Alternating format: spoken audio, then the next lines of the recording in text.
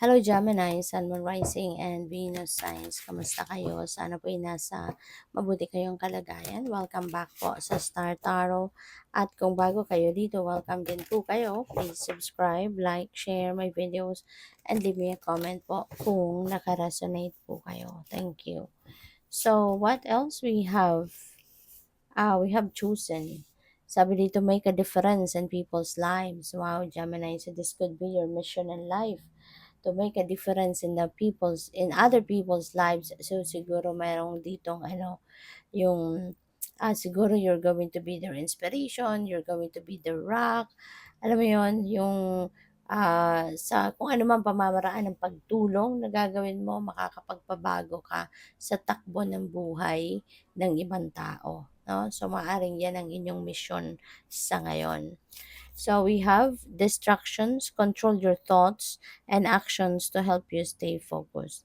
Okay? Huwag kayong padadala, no?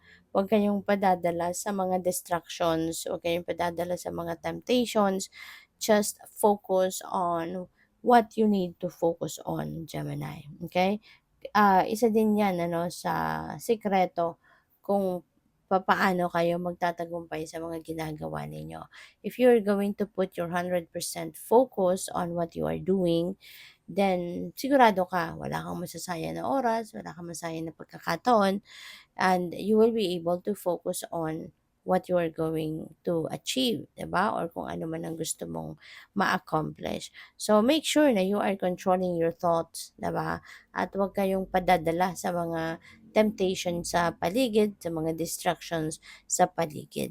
Okay? So just focus on what you are doing para na kung ano man yung goal mo diyan, magawa mo agad, matapos mo agad, at ma-reach mo agad kung ano man yung hinahangad ninyong marating. Alright? So, what else? So, we have self-fulfilling prophecy. Take small steps to diminish your worrying. Know it is going to be okay, and so it is. So, siguro ang iba sa inyo dito, you're worrying too much, Gemini.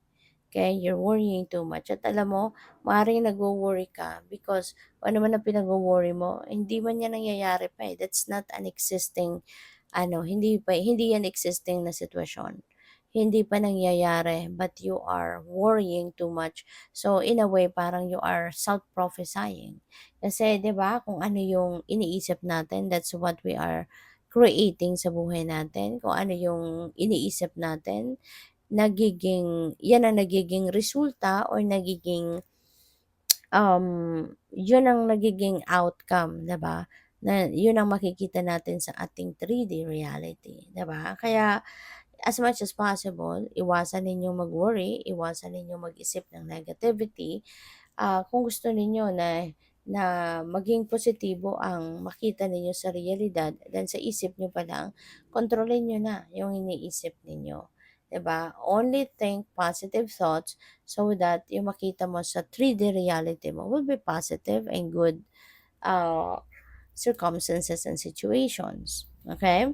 So, also, dito naman sa ang iba din sa inyo, ang nakikita ko din, kung meron kayong mga ipinagwo-worry, ialay mo na lang yan sa divine universe. Kasi ibig sabihin dito, nagwo-worry ka because in the first place, it is beyond your control.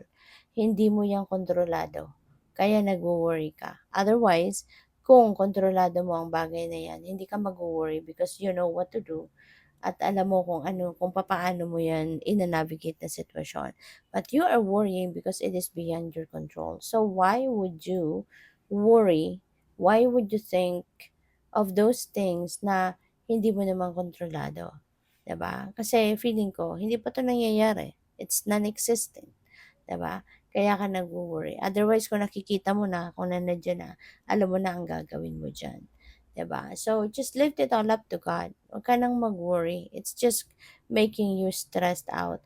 Ialay mo na lang yan sa universe. Okay?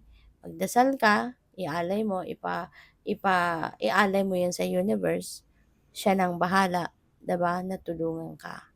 Alright? So, tignan natin kung ano pa ang ganap dito for Gemini. And by the way, maraming salamat for subscribing. And if you haven't subscribed yet, subscribe na kayo. And also, maraming salamat din for not skipping the ads. Malaking bagay po yun sa akin. Also, please click the join button sa baba na video kung gusto po ninyo na mag-join kayo sa membership. So, we have Dream Talk. Ayan, sabi dito, your subconscious constantly and subtly speaks through your dreams. It's just one of the many ways in which your soul and those here in the spirit world can reach out and communicate with you through signs, symbols, messages, and more.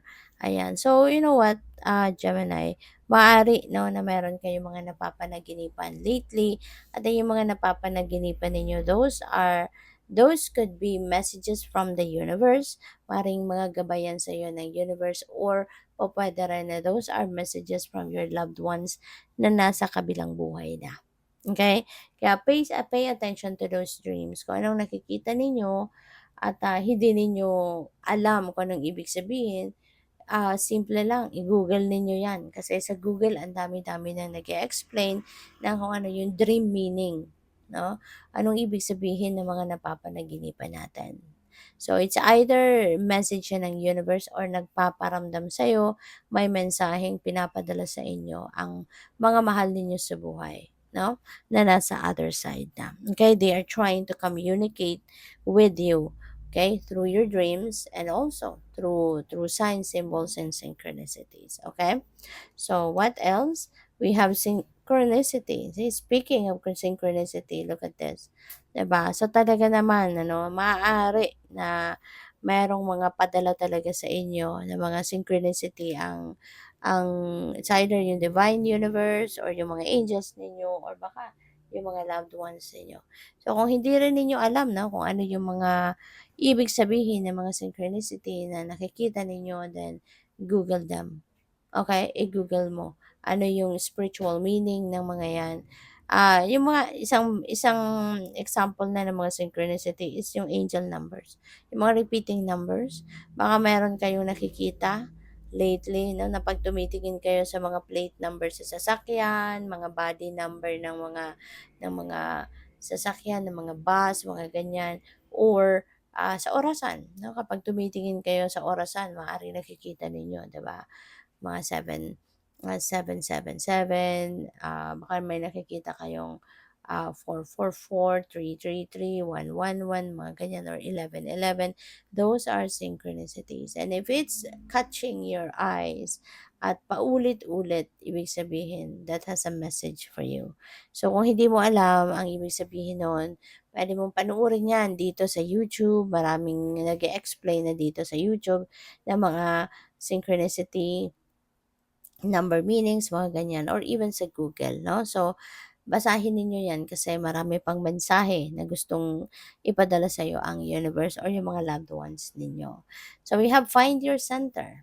Okay? Find your center. It's about time na for you to find your center. Kasi baka masyado na kayong distracted. No? Pwedeng distracted kayo. Pwedeng maraming temptations around you, no, na nakakaapekto sa pag-iisip ninyo, at instead na makapag-focus kayo, instead na yung energy and focus ninyo will be on what you are doing, maaaring it's somewhere else, 'di ba? Kasi nga you are distracted, you are not in your center. May imbalance na nangyayari dito. Kaya in order for you to think clearly, to think better, 'di ba? Anuhin ninyo yung sarili mo. Ilagay mo sa sentro. Ibalik mo sa sentro. Okay? So, good luck. Thank you for watching. Love and light. Namaste.